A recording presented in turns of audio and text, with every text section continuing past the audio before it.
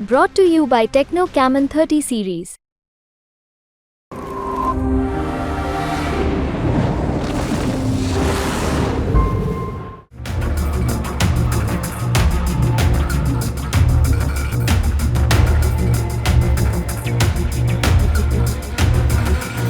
भारतीय युवाओं को अंतर्राष्ट्रीय अपराध सिंडिकेट के जाल में फंसने से बचाने की लगातार कोशिश के तहत म्यांमार के यांगून स्थित भारतीय दूतावास ने हाल ही में एक एडवाइजरी जारी की है।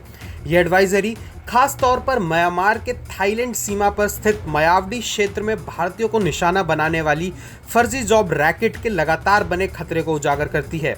यह कोई पहला मौका नहीं है जब दूतावास ने इस खतरे की चेतावनी दी है। जुलाई 2022, अक्टूबर 2022, मार्च 2023 और सितंबर 2023 में भी इस तरह की एडवाइजरी जारी की गई थी। हालांकि ताज़ा एडवाइजरी पीड़ितों की संख्या में हो रही चिंताजनक बढ़ोतरी को दिखाती है। दूतावास के मुताबिक मायावडी इन आपराधिक गतिविधियों का केंद्र बन गया है। मायावडी क्षेत्र के दक्षिण में स्थित फालू इलाका इसका नया हॉटस्पॉट बन गया है।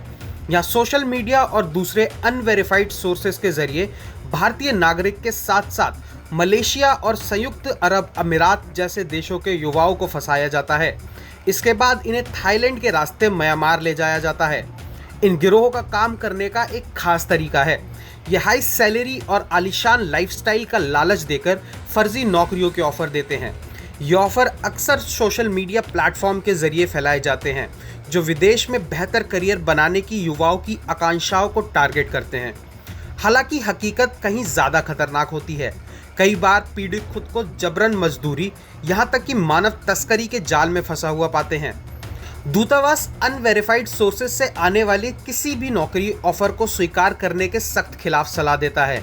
दूतावास युवाओं को सलाह देता है कि वे विदेश में किसी भी नौकरी के मौके को स्वीकार करने से पहले सावधानी बरतें और अपनी रिसर्च कर लें।